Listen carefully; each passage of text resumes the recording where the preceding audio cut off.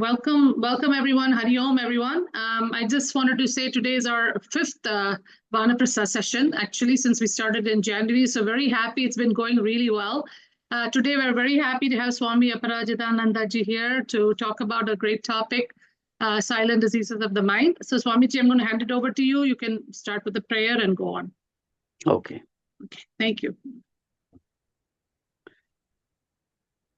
Oh.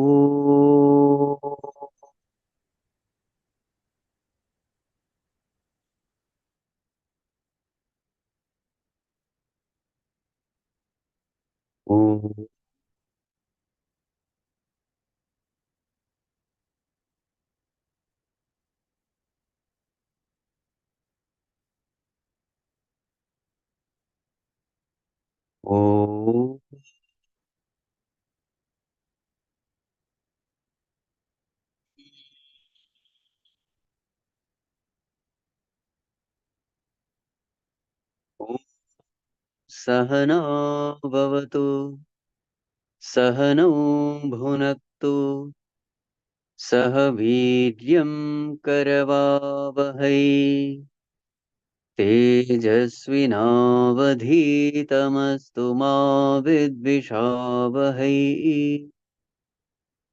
Om Shanti Shanti Shanti.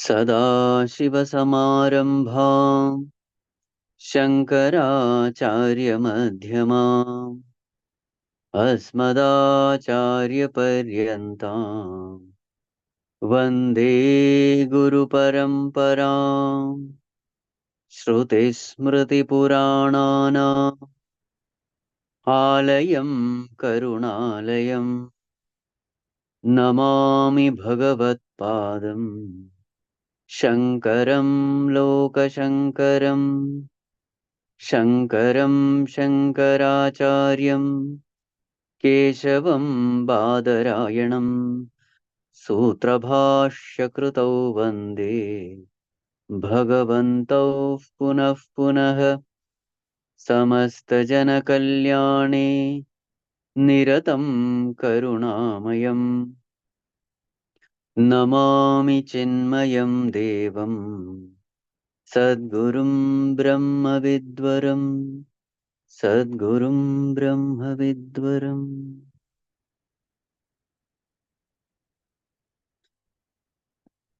Humble prostrations to one and all present here. The topic of our discussion today is silent diseases of the mind.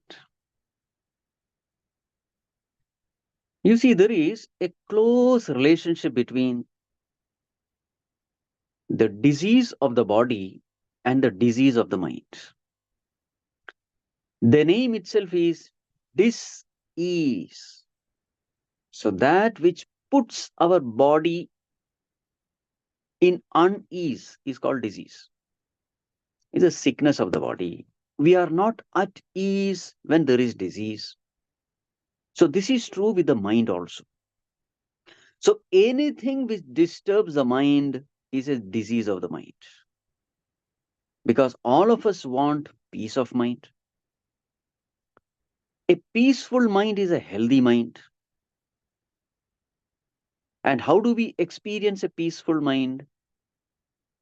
Actually, when we don't experience a mind, then we say it is a peaceful mind. Exactly like the physical body. When we don't experience the presence of the body, we say we are healthy. The moment there is a disease, there is a pain, that means there is some problem with the body. And what happens when there is some disease or pain? All our attention goes to that particular limb, particular part of the body. So what is a sign of a healthy body? When we don't even feel the presence of the body, it is a healthy body. In the same way, when we don't even feel the presence of a mind, such a mind is called a healthy mind. So anything which throws us away from that state of easiness is called disease. So at the body level also it is true. At the body level, disease is experienced as pain. At the mind level also, the disease of the mind is experienced as some kind of pain, some kind of disturbance, some kind of uneasiness. This is point number one. Point number two, many times you are not even aware that there is a disease. This is true at the body level also, this is true at the mind level also. Though there is a disease, we are not even aware that there is a disease. So the first step in curing any disease is to become aware. That's why it is called a silent disease. It is there, but it is silent. We are not yet aware of it. So the first step is becoming aware of the presence of a disease. And the law is earlier the detection, easier the correction. This law is applicable at the body level also. This law is applicable at the mind level also. Earlier the detection, easier the correction. If you are able to detect this disease at a very early stage, then we can nip that disease in the bud. A stitch in time saves nine. It is true with the body level also. It is true at the mind level also. And the next point is, there can be various cures for the disease, but that cure which cures the cause is the best cure. There can be very many superficial cures. For example, there is a pain, so you just take a painkiller and the pain is gone. But have you cured the cause of the pain? No. It is only a superficial relief. That will not do. In the same way, at the mind level also, for different kinds of disturbances of the mind. What are the different disturbances of the mind? Kama, Krodha, Lobha, Moha, Mada, Matsarya. They are all different kinds of disturbances, diseases. Lust, anger, greed, hatred, revenge, arrogance, infatuation, boredom, loneliness. They are all different kinds of diseases of the mind. And you can find some superficial temporary solutions also. There are a lot of techniques by which we can distract our attention away from these disturbances. And it will definitely give us temporary reliefs, no doubt about it. They are no doubt temporary solutions. But the law is, unless we have a treatment at the very root level, the disease cannot be absolutely cured. If the tree has to be cut, if a tree has to be destroyed, the root has to be destroyed. Just by destroying some few leaves, few twigs, few branches will not ensure the destruction of the tree. In the same way with these diseases also, whether it is at the body level or whether it is at the mind level. So therefore, cure has to be given at the very root level, at the very cause stage itself. This is another thing. And yes, what is the proof that we are free from that disease? The proof is the pain goes away and all the symptoms also goes away. So therefore, seeing all these points, we can say that disease of the body and disease of the mind, they are very similar. So number one, the diseases of the mind. Anything which disturbs the mind is a disease because we are not at ease. Anything which makes us not at ease, anything which disturbs the mind, that is a disease. And God, out of infinite compassion, has put all these diseases various flavors also. The disturbance due to anger is different from disturbance due to jealousy. Disturbance due to jealousy is different from disturbance due to lust. Disturbance due to lust is different from disturbance due to arrogance. So every disturbance, though they are all called disturbance of the mind, each disturbance has a unique flavor, has a unique experience. It is done so that we will understand why the mind is disturbed, what is causing the mind to get disturbed. So therefore, mind has got various kinds of diseases. And now the first step in treating any disease is becoming aware of that disease. Many times we are not even aware of these diseases of the mind. Why are we not aware? We are not aware because we are not paying attention. Now, this is a law. Wherever we pay attention, that the secrets of that particular thing will be revealed to us. Wherever we don't pay attention, those things will not be revealed to us. So, in most of our cases, our attention is always in the outer world. So, therefore, we are experts in the outer world. We know so many things of the outer world, but we never pay attention to the inner world. And therefore, what is happening in this inner world, we are not aware of. So, therefore, there should be some time in our daily routine where we are paying attention to this inner world, the inner world of thoughts. And this is what we do at the seat of meditation. At the seat of meditation, we withdraw our mind from the outer world and we start paying attention to the inner world. And when we pay attention to the inner world, we come to know the great secrets of the inner world. Secret number one, that there is something called mind. That itself, very many people don't. There are something called thoughts. There is something called thought flow inside us. So, first, we come to know that there are thoughts flowing in our mind. That itself is a great achievement, to know that there are thoughts in the mind. Number two, as we start paying attention to these thoughts, we come to know that most of these thoughts are either useless thoughts or dirty thoughts, or negative thoughts. Most of these thoughts are negative, useless, dirty. So, naturally, with such an amount of dirty flow of thoughts, how can the mind be healthy? Mind is nothing but flow of thoughts.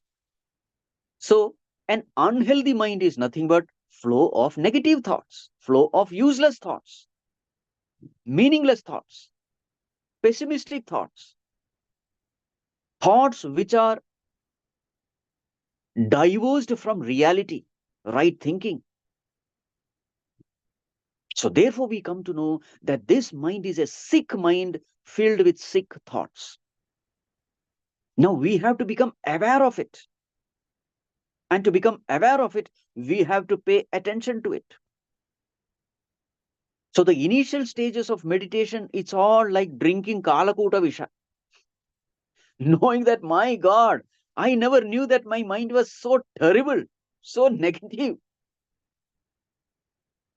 And number three, when you start paying attention to your thoughts, you come to know that I have no control over my thoughts. In fact, thoughts are controlling me. I am a slave of my thoughts. Thoughts are supposed to be my instrument. I am supposed to be the master of my thoughts. But when I start watching my thoughts, I come to know that I have absolutely no control over these thoughts. These thoughts are controlling me. I am a helpless slave in the hands of these thoughts. So these are the great secrets which are revealed for a beginner of meditation. First, I come to know there are thoughts. Two, I come to know that these are all negative, useless thoughts. And number three, I have no control over these thoughts. So this is the first step. Become miserable out of your own thoughts. It is from this point that the seeker in us is born. I truly become spiritual only when I come to know how much negative, how much filth is filled inside me. The moment I become painfully aware of this great reality, that day a sadhaka is born in me. A spiritual aspirant is born in me. From that day onwards, I will not try to change the world around me. I will not try to change the people around me. I will not try to change the situations around me. All my attention will be trying to change myself. Because a great truth is revealed to me. All my miseries are not because of the things, beings, and situations around me. All my miseries are because of my own mind. Mana eva manushyanam karanam bandhamokshayoho. Mind alone is the cause of bondage, and therefore, mind alone is a cause of liberation also. Atmaiva hyatmano bandhuhu, atmaiva ripuratmanah. My own mind is my worst enemy. My own filthy, negative, monstrous mind is my worst enemy. Atmaiva atmanah bandhuhu. And my own disciplined, pure mind is my best friend. This great truth is revealed to me, and after that, once I'm convinced of this fact, my entire attention is upon treating this disease of the mind. As long as we are paying attention to the outer world, as long as we ignore our mind, these diseases will continue as silent diseases. Disease is there, but it is silent. Silent means what? I am not aware of it. Silent doesn't mean absent. There is a difference between absence and silence. Silence means it is present, but I don't know. Silence is not absence. So, therefore, the first step in treating this disease is by shifting our attention within, start paying attention to the mind, spending time with the mind, trying to understand our own mind, trying to observe the thoughts in our mind. And as we start paying more and more attention to these thoughts in us, slowly the inner secrets are revealed. And then slowly we come to know there are three moods of the mind: sattvic mood, rajasic mood, and tamasic mood. Tamasic mood is a dull mind.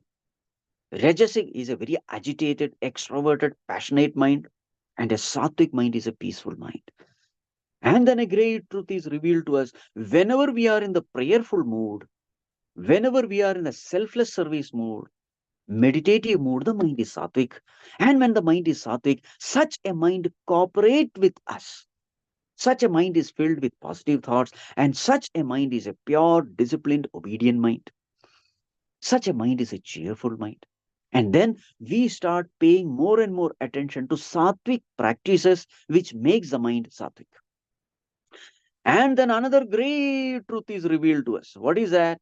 All the negativities of the mind is only because of one big mistake, one big wrong notion. And that wrong notion is a wrong notion of our own self. All the negative thoughts are rooted in self ignorance. I deeply believe that I am the body, and from this wrong notion comes all the negative thoughts. Once we are able to appreciate this great fact of life, our entire attention will be in redefining our true identity.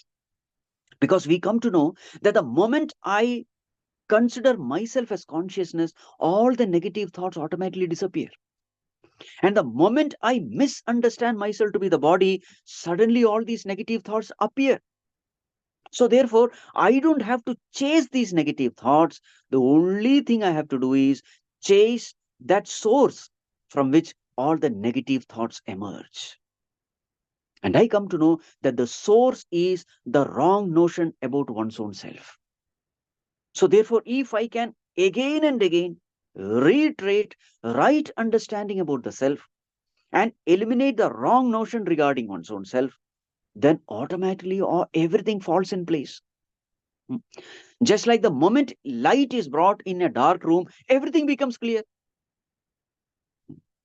As long as there is no light, everything is unclear. Everywhere there is confusion. But the moment light comes, everything falls in place. In the same way, the moment attention goes to the self, the moment I redefine my own self with right thinking gained from the scriptures, and once this is practiced, once this has become a habit in thinking that I am consciousness with a body and not that I am body with consciousness, my basic definition about myself, my true identity is consciousness. Once I am able to root myself in this understanding, I find that all the diseases of the mind disappear. This is the way, this is the ultimate way, and this is the only way. Any other means to get rid of disease of the mind, it is only a temporary solution. Any temporary solution can give you only temporary relief. What I am interested in is a permanent relief. And the only solution is the knowledge of the self. This is a unanimous declaration of all scriptures. My time is up. Now, if you have any question, you may ask. Thank you, Swamiji. That was very good. And of course, self-awareness is the key for all of us. So Thank you, Swamiji. This was just so wonderful and insightful. And we're on to the next silent disease from a doctor's lens. Here we have Dr. Ramesh Soundarajan. I'll read out a brief profile of his. Dr. Ramesh Soundarajan, MD, is a nephrology and hypertension specialist in Chicago Heights, Illinois, and has over 40 years of experience in the medical field. He graduated from Stanley Medical College in Chennai and completed his residency at Cook County Hospital and his fellowship at nephrology at Loyola University Medical Center. He's also an interventional nephrologist. He's affiliated with Medical Facilities Advocate South Suburban Hospital and Franciscan Health Olympia Field. He's a faculty at the Midwestern University of College of Medicine. He teaches medical students and is residents at Franciscan Hospital in Olympia Fields as well. He's currently in private practice with associates in nephrology in the Chicagoland area.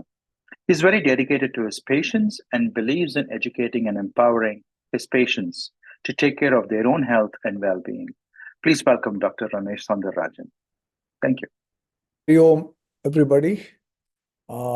Thanks, Mahesh, for this introduction. Basically, I was tasked to talk about hypertension and kidney disease as the silent diseases. I think Swamiji has already explained half of my work is over.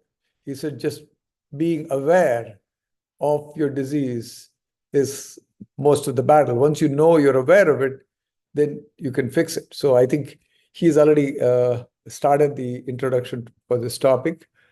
It was excellent and it was very insightful, the introduction. So let me just go on and I will share my screen and start my talk. We'll be talking about hypertension and chronic kidney disease, understanding the silent diseases. Both of them are quite silent unless you, as Swamiji said, become aware of it. And this is just a educational. Please consult with your medical doctor to make sure that whatever I'm saying here generally are relevant to you in particular. So this is a very insightful slide which talks about the prevalence of hypertension among everybody 18 and over. If you notice, it's 45% of people who are 18 and over have hypertension. And they've broken it down into men and women, but that's not as relevant. They're pretty close. Women, as in the 18 to 39 range, is much lower than men. But as they get older, if you look at the over 60 and over, essentially about 75%, 3/4 of the people have hypertension. So it is a huge problem. And interestingly, half of the people are not aware that they have hypertension.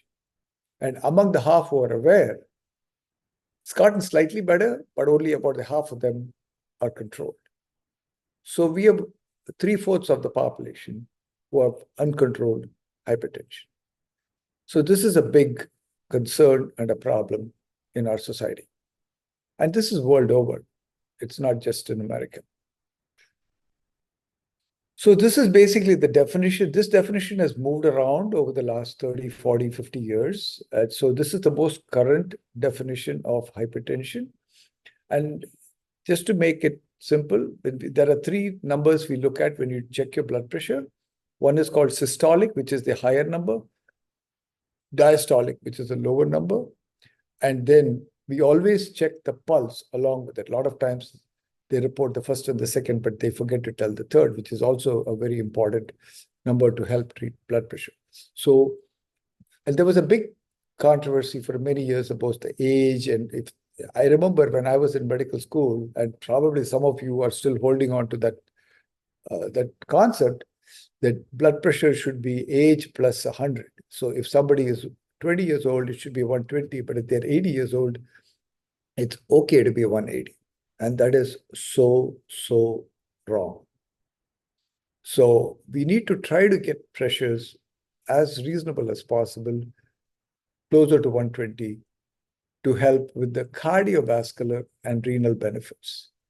So, and every time we look at it, we have to individualize it. So just because you're 70 years old, it's not okay to have 150 or 160 blood pressure. I'd say that's how I've always been in my life. It just means you're at a higher risk for the complications of hypertension. So normal is less than 120, elevated is 120 to 129. And people talk about the diastolic, which is the lower number. What I tell my patients is below the age of 50, 55, the bottom number is as important as the top number. But when you get to be over 55 or 60, and this is the Vanaprastha group, so essentially most of them are over 50, we concentrate more on the top number. We don't have a medication which will bring down the top alone without the bottom. So we just work on that. But essentially, we look at both.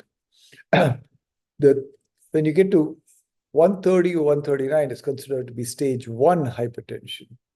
And 140 or greater is stage 2. They used to have more stages and complicated. They made it much simpler now. But this is good enough to know.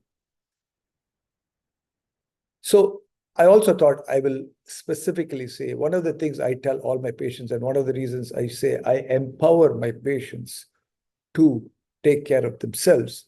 Every one of my patients who comes to my office does home blood pressure readings. And just reading a blood pressure at the doctor's office and trying to adjust medications is like checking one random blood sugar in the doctor's office and adjusting your insulin.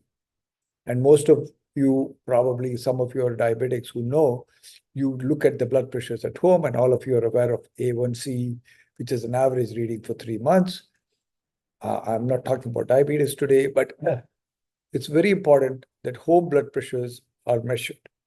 And this is a National Kidney Foundation /AMA pictorial, and I was going to go through this in detail. This is what I tell all my patients. Sit in a quiet room and place the cuff in your arm. Shut off all TV, social media, phone, anything. The only thing it's okay is to have some silent music if you want. I mean, not silent music, quiet music going on. But other than that, no distractions. And also very important, keep your spouse out of the room. Okay? It's just you and something pleasant. I'm not implying anything other than that, but just it has to be no distractions. So what are the few things here, if you can read this? Don't have a conversation. Taking an active conversation is 10 millimeters of blood pressure can go up.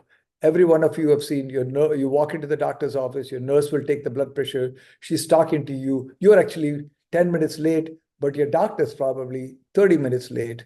And then she takes your blood pressure and she's asking you about the latest scores of the football or something else or politics or whatever it is, and your blood pressure is going to go up. Not okay. Second things, use the correct cuff size of blood pressure. Small cuff adds 2 to 10 millimeters of size blood pressure. You have to put the cuff in the arm. And I cannot tell you how many times nurses will put the cuff over your shirt. Next time you go to the doctor's office, if they try putting it over your shirt, you say, can I pull up my shirt, please? That adds another 5 to 50 millimeters of mercury. Imagine that amount of error you get. Keep the cuff at the arm level and at the heart level and no unsupported, which means how many times you have seen your doctors check your pressures, they'll be holding your arm or they will let it hang or dangle. The nurses do it more than the doctors. Doctors don't check pressures. Mostly the nurses who do it. But the dangle there so it should be unsupported. You're not putting any tension. Your muscles are not contracting when you're checking your pressure. That's another 10 millimeters of mercury. Keep the legs uncrossed. Don't keep them crossed. That adds 2 to 8 millimeters of pressure to your. Then support your back. Don't sit in the couch. Don't check your pressure at the bed. Sit with the back support and both your feet on the ground. And that, if you don't do that, that's another 6 millimeters of mercury. And the last but not the least is a full bladder can add another 10 millimeters of mercury to your blood pressure. So these are all the steps, and this is a good pictorial available online. And I don't know if Pushpa is going to share the slides later on, but regardless, this is an important. So this is how you check your pressure. I tell my patients to do all this at home and then bring the readings to me when they see me in the office. And I use that to titrate my medications rather than the office pressure. The studies show that 1/3 of the blood pressure in the doctor's office is higher than at home. In about 15%, it's called white coat effect or white coat hypertension. And 15% of the people have the reverse white coat effect, where the blood pressure is excellent in the doctor's office, but they are probably more relaxed or secure, but it's about 15, 20 points higher at home. That's about 15% of the people. So approximately 45 to 50% of the patients have the wrong reading in the doctor's office. And if you start using that to titrate your blood pressure, especially in elderly people, we might be over-treating it, and they'll go home and have a blood pressure of 90 or 100, and they'll be falling down, feeling dizzy, and then they break their hip or something. So it's a very important to tell all of you to take. And blood pressure machines are luckily nowadays not very expensive. You can get anything between $30 to $80. You can get a machine. And there are some fancier machines. What I actually tell my patients is, take the first pressure, you take it, don't look at it. Wait a minute, take a second pressure, wait a minute and take a third pressure. Second and third usually coincide. First one is up a little bit because of anxiety levels. So, but there are some nicer machines now which actually will do three numbers without even looking at them, and then send it to your smartphone, and you can send them to your doctor. I'm not promoting any particular brand, but Omron is one I've found. They've been around for a very long time and they have good reputation, and a lot of my patients use it. Okay, so this is a big, I spent some time on this because this is a very important piece of information. Just wanted to talk a little bit about what, for people who don't know or understand, kidneys and bladder. The kidneys are sitting there halfway. Half of it is above the back side. It's all the way in the back. Half of it is above the bottom of the ribs, and the other half is below the ribs. So you can reach that from below. And they both are empty through a tube called the ureter into the bladder. And from the bladder, it comes out outside. And in the males, we have a unique organ called a prostate, which sits around the base of the bladder or the bottom of the bladder, and that can get enlarged. It's very common as we get older, and then you land up retaining urine in the bladder. And when you retain so much urine, it can back up into the kidney and cause kidney problems. It's not a common issue in women, but there are other causes for blockage of the bladder and the urethra in women too. So it's not, it's much less common. Men, it's prostate. And I have a lot of my patients, if we ask them and say, "Oh, you urinate fine?" "Oh, doc, I urinate great. I go every hour," and I go. But they're going a little bit at a time, not a lot. And if you go a little bit at a time, what happens is like a gas tank, right? If you, every 100 miles, if you go to fill your gas tank and keep it to the full, you're going to be filling a lot because you emptied only like 5 gallons and now you got to put back 5 gallons. Your capacity of your tank is 20 gallons, but you're only putting 5, and every 5 you're filling up. So likewise, these people empty only a little bit, and then it takes not much time to fill it back again, and then they have to put it out. Normal, you feel like you have to pee or urinate at about 300 cc's or 350 cc's of urine. And then when you empty it, you should have less than 50 cc's of urine in your bladder. But I have patients who have 2 liters in their bladder and they just go 100, and it's like effectively the volume is only 100 cc, but every time they fill up 100, they have to go, but they have 2 liters sitting in their bladder, and then they just back up. But if you ask them, they won't even tell you they have urinary problems. Something to think about. It's very easy to find and fix, but I just wanted to bring that up. Okay, prevalence of chronic kidney disease. I'm trying to put these two together because they go very close to each other. If you notice, at the age of 18 to 39, we have less than 5% of people have kidney disease. But when you get to 60 plus, 40% of the people have kidney disease. And kidney disease, I will define it in the next, but in the intermediate in the 40 to 59 group. The question is, it's a very, very silent disease. Again, the key is awareness, as Swamiji said. So some of you might have gone to the doctor and they might have said you may have CKD. So, or chronic kidney disease is otherwise called CKD. We go by a number called GFR. GFR just means glomerular filtration rate. And to make life simple, we just got to say normal, average, healthy person, age 30, would have 100 GFR or 100% of his kidney function. Just making approximate numbers, making it easy. And we just call it 90 or greater is considered to be, if you have normal kidney function, that means it's getting rid of all the toxins normally, but they have something else, like they have protein in the urine, or they've got some other kidney disease, which we can sometimes find out with urine studies. They're called stage 1 CKD. And I will show you a graph. It gives you a prevalence of what they have. Stage 2 is mild, where the kidney function drops from 60 to 89%. Stage 3 is divided into 2 categories, 45 to 59 and 30 to 44. And again, these are all numbers which we get based upon blood work, and I'll tell you what we should be looking for. Stage 4 is when you get down to 15 to 29. That's fairly significant, serious. That means your kidney function from 100 has gone down to 15 to 29%. So you've lost most of your kidney function.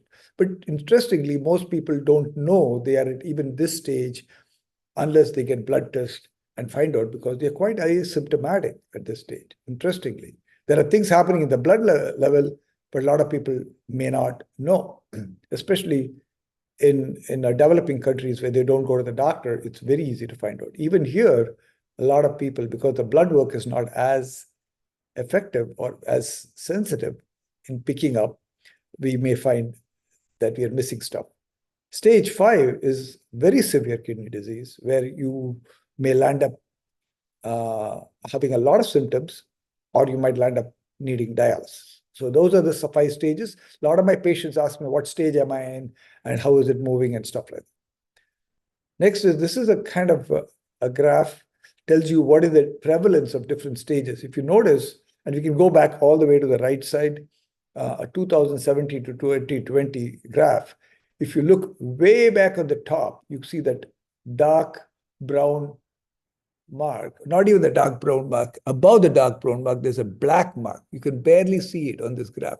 That's stage 5. And that's about, right now we have about 500,000 to 600,000 patients in this country who are on dialysis. That's a tiny black mark on the top. The dark brown is stage 4 disease. where I told you the GFR was between 15 and 29. The orange is stage 3B, the gray is stage 3A, which is quite large. And then you see the purple, which is stage 1, which is GFR greater than 90, but they have some kidney disease, is stage 1, which is actually the largest number of people we have. What is important to know is most people don't reach stage 5 when they go through stages 1, 2, 3, 4, because they don't make it to stage 5, because they may have other comorbid conditions, predominantly heart disease, which takes us away before we reach stage 5. So some people actually called it, instead of calling it end-stage kidney failure, they would say kidney success, but they actually managed to survive and they're still alive at stage 5. But there are things you can do at the earlier stages to protect yourself. If you find out, though, that's a problem. If you don't find out, then we are going to be missing out on the opportunity. And like again, Swamiji said, trying to find it early and nipping it in the bud is the key. Now, a lot of people get focused so much on the stage of the kidney disease. So there is another culprit called proteinuria, which means protein in the urine. And we have not focused as much on that as the stages, but this is called a heat map. This heat map very clearly tells you that for every stage of kidney disease, you can see from G1 to G5, there is in the horizontal line, you see an A1, A2, and A3. That means very little albumin in the urine versus much more albumin in the urine. For the same level of kidney disease, if we take, say, stage 3A, you see that the GFR is the same at 45 to 59, but the people who have no protein in the urine, they have a yellow mark there. Whereas if you have a lot of protein in the urine, you have I guess that's an orange mark there. So it just tells you that you could, and one of the things we try to do in the office is try to find medicines to bring that, or even diet and treatment to bring that from A3 to A1. And luckily we have some options now, which we didn't have 5 years or 10 years ago. So that will change the course of the disease. So what are the common risk factors? And they're relatively common for both conditions. Family history, age. Family history, if your family has a few patients who have gotten dialysis or whose kidneys have gotten worse, then you are also likely to have it, unless you're somebody who takes care of yourself and the other one did it. Age is very important. After the age of 30, we all lose 1% of a kidney function every year. That's kind of average. 0.8 is what they say, but to make math easy, it's 0.1 mLs per year. So if you're a perfectly healthy 70-year-old person, you've lost 40 mLs of your GFR, and you could potentially say, I'm down from 100 to 60. So it's called stage, I'm already at the borderline of stage 2 and stage 3. So is that really physiological, or is that really something we should worry about? I mean, that's a debate in the nephrology community going on, because we don't have age match GFR at this point. We are just using it. But for all practical purposes, if the GFR goes down, they have a higher risk of heart disease and other comorbid conditions. So we are all taking it seriously at this point.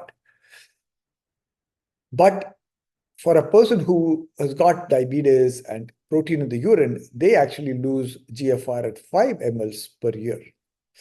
So normal is 1, we lose at 5. So we try to do things to move it back, move the needle back from 5 closer to 1. And luckily we have options now. Next is people who are very heavy. The heavier you are, for the same size of the kidneys, they have to do a lot more work. And that may be a problem. So we try to lose weight. Diabetes is it used to be a much smaller percentage of the cause of kidney disease when I was first training and here. Now it has become the predominant cause of kidney disease and dialysis. Eating the wrong diet, for example, eating an extremely high protein diet can, in the person who has kidney disease, can cause this. I see a lot of youngsters now pushing their protein level up a lot, and especially the protein can be more animal protein to become bulk and look like Arnold Schwarzenegger. Now, if you have absolutely no kidney disease, you probably can get away with it. But if you have some underlying kidney disease, you should be cutting back on the amount of protein. And I will talk about specifics later on, but preferably go to a plant-based protein diet. Now, medications are less taken seriously simply because it's over the counter. All these medicines I'm talking, Advil, Motrin, Aleve, all these stuff is available over the counter. So most people don't even think about it as a problem. But we have to be careful when we take it, especially if your doctor's told you have kidney disease. If you have a little bit of pain in the joints, oh, I'll take an Advil, or somebody gives you an Advil. And then the next thing you know, your kidney function's gotten worse. So you got to be careful. Then I talked to you about prostate and bladder issues in male already. So that's another risk factor. It's not the only ones, but I'm just giving you the common ones. So let's go to causes of hypertension. What are the most common? And we call it idiopathic. Basically, it means we don't know the exact cause, but honestly, we do. We know that, but there are multiple causes for hypertension. It's not just the heart. It could be the blood vessels. It could be the kidney. It could be the diet. It could be a combination of all of them. So, and each one individual maybe have variations. And blood pressure is controlled by multiple areas. That's why we use multiple medications. That's why the cardiologists take ownership of blood pressure. The nephrologists take ownership of blood pressure. Endocrinologists sometimes take ownership of blood pressure because there are many, many causes for blood pressure. Kidney disease is one of the common causes of high blood pressure. Kidney disease is caused by high blood pressure, but also kidney disease can lead to high blood pressure. So it's both ways. Heart disease has become more and more common as a cause of high blood pressure. It's again back and forth. They work together. If the arteries get very stiff as we get older, that can cause more work for the heart and hypertension. Sleep apnea, I think it's a common thing which most people don't pick up on. If you have sleep apnea, your pressure can go up by 10, 15 points. And if you wear a mask, the pressure does come down. Obesity, I talked to you about. Drugs, there are illegal drugs. We don't need to discuss that in this particular forum. But legal drugs, there are certain drugs which are given by a doctor, which also can lead to high blood pressure. So we have to be careful. In fact, there are medicines over the counter for cold. There are specifically certain ones which are which are okay for people with high blood pressure compared to the others, like pseudoephedrine and stuff, which used to be used for cold and cough, can lead to high blood pressure. Then if the artery or the kidney is narrow, it can cause high blood pressure. There are certain hormones, which you have too much of a certain hormone, it can cause high blood pressure. And thyroid is one of those. I just put that in because that's one of the more common ones. Causes of kidney disease. Again, I mentioned high blood pressure, diabetes, and people can have a primary kidney problem, which is not related to either of the above two, which can in turn cause kidney disease too. These are called primary glomerular or primary tubular diseases. The other common cause I see a lot these days is people who have heart attack, weak heart, or they have diastolic dysfunction causing heart failure. Half of them have some kidney disease because the heart doesn't either send enough blood to the kidney, or the kidney gets so congested because of all the excess fluid that the perfusion to the kidney or the blood supply to the kidney gets impaired.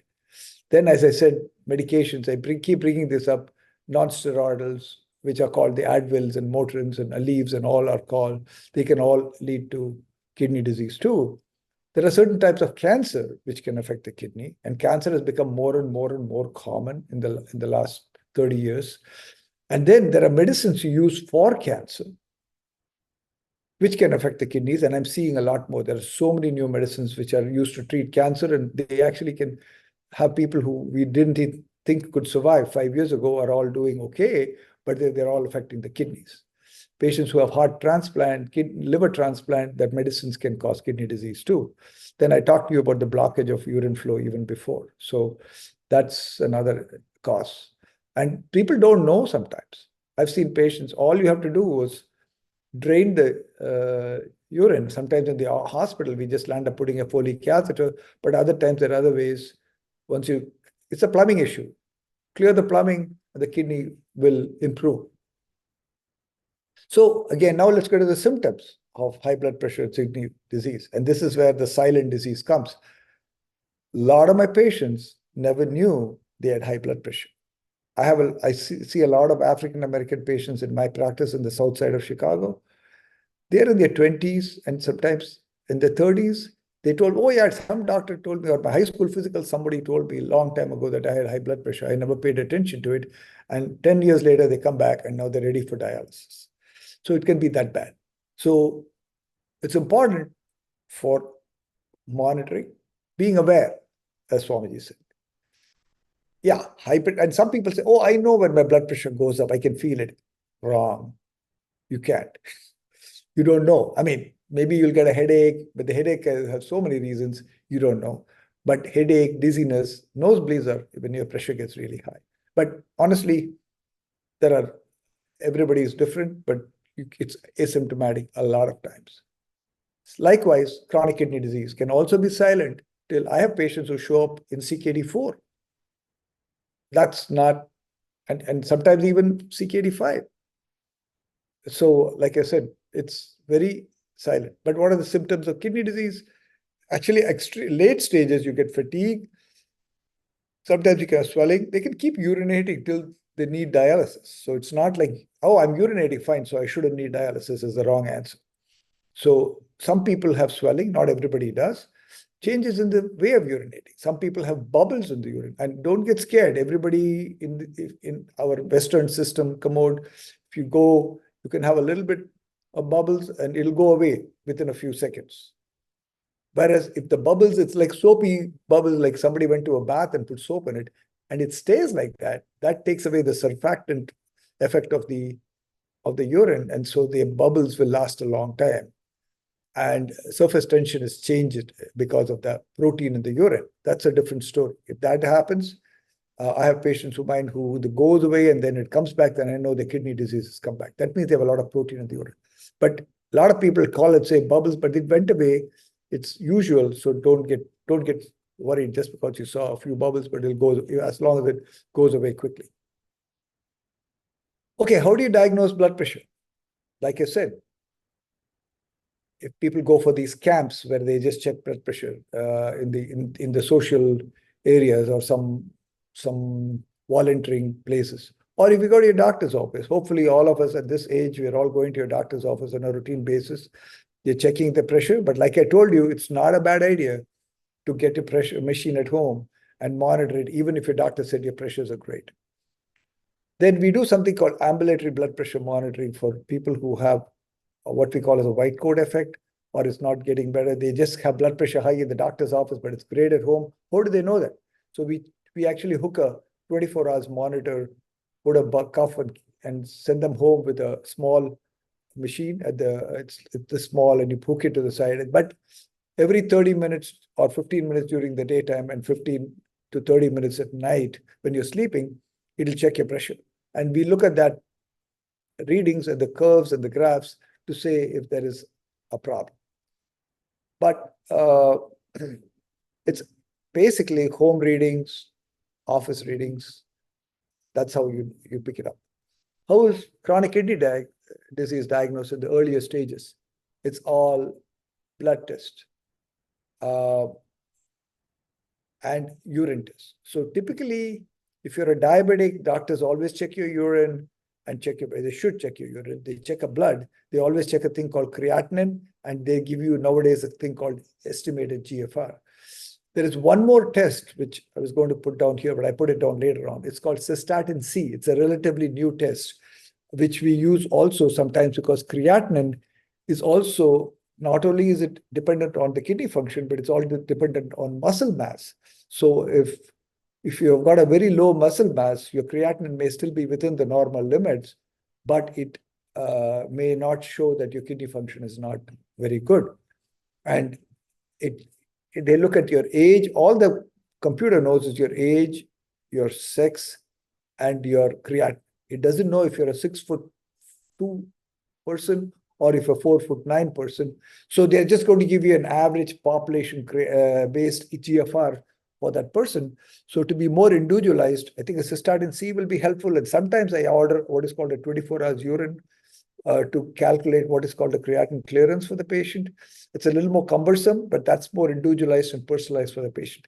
There are some other sophisticated tests, but they are difficult to find except in a research institutions or a transplant place and all that. But more important, or more equally important, is a urine test. If you're a diabetic or if you have high blood pressure, please ask your doctors to do a urine.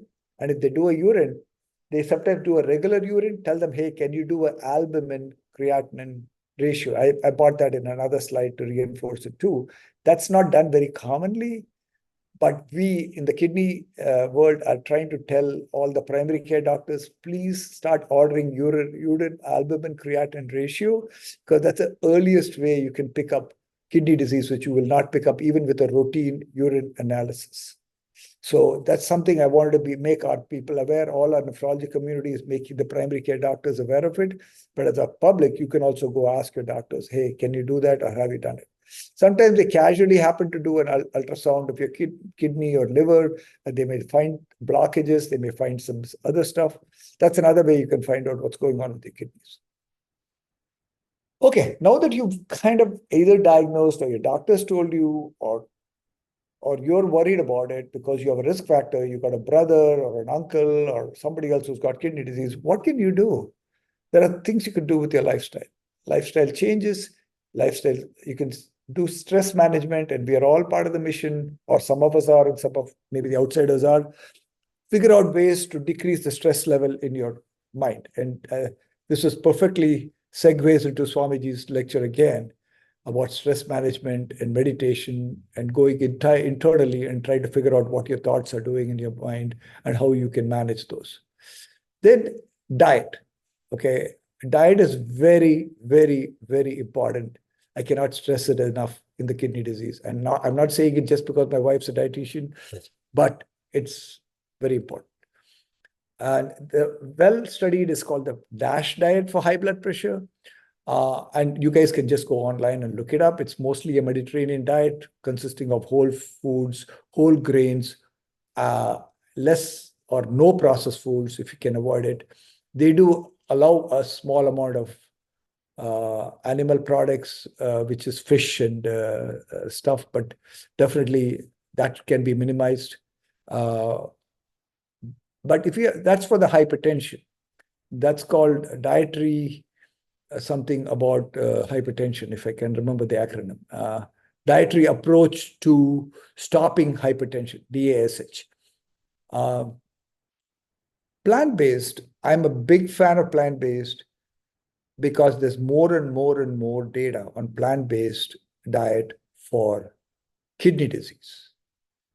And plant-based protein does not cause the same amount of stress on the kidney as animal-based protein. So there's a lot of data on it, and we are trying to push people to do. Again, plant-based doesn't mean eat a lot of cookies and say that's plant-based. Obviously, I say processed foods, and people ask me, can I have the Impossible Burger as plant-based? And I say that's so processed that it's probably not healthy. Anything which if it goes far away from its naturally how it looks, then you're processing it. And processed foods are not healthy. Ultra-processed foods. Okay. The exercise. Exercise is very, very important. And exercise doesn't mean running a marathon. Sorry, Mahesh. But exercise means something you do consistently, and it could be as good as, and I believe walking is the best exercise. Uses all your muscles and keeps you healthy. Now, swimming for people who have trouble with their knees is fine. And I just recently read that isometric exercise, where your muscles are in the same position but contracted, and you can do that for 30 seconds, a minute, whatever it is. One of them is it's called sitting on the wall sitting. So you sit at the back of the wall like you're sitting in a chair, but there's no chair there. And you can do it do it repeatedly a few times. So that's, they say, is as effective or more than the other kinds of exercise. But again, exercise, smoking cessation, alcohol, these are all obvious, and avoiding non-steroidals and stuff like that. We talked about that. Next.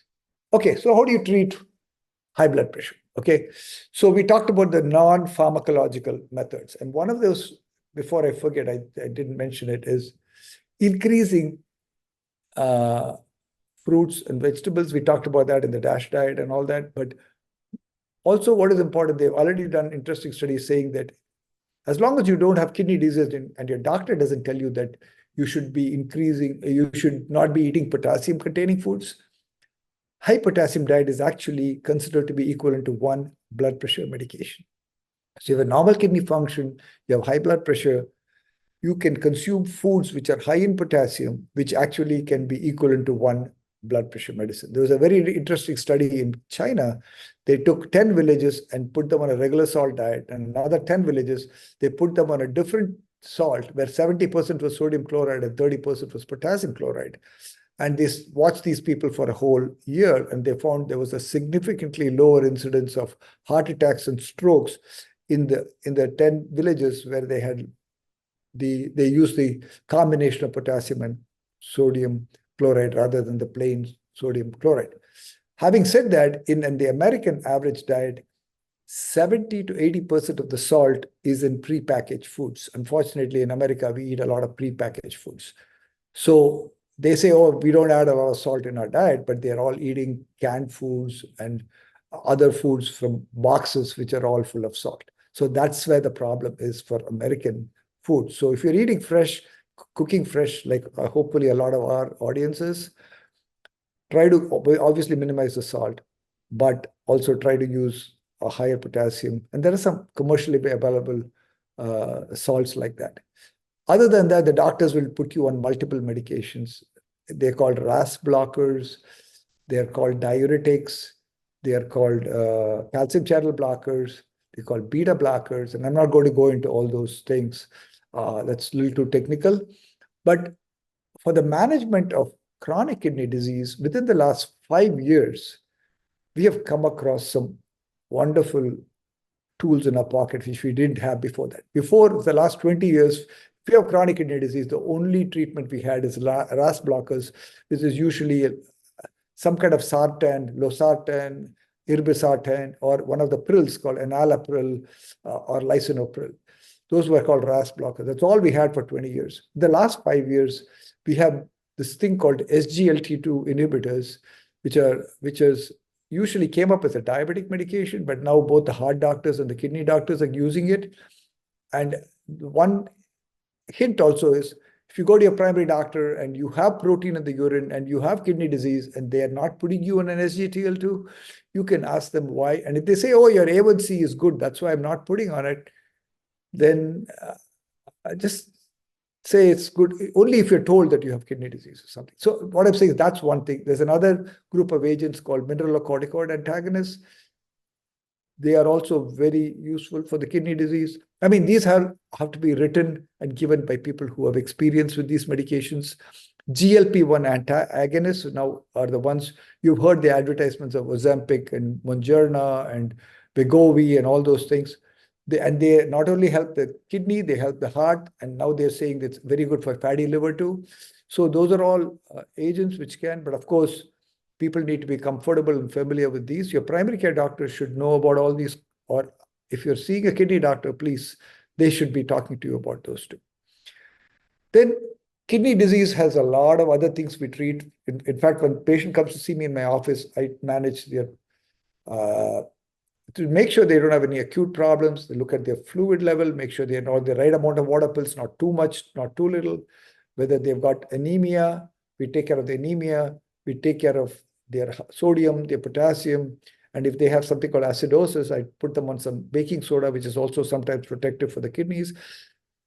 Then if the kidneys are continuing to get bad, or if they have a heart disease, we try to work with them, cardiologist. And if they're continuing to get bad, then we start talking to them about what are called accesses, placing a fistula in the arm so that when they're ready for dialysis, we can get them ready.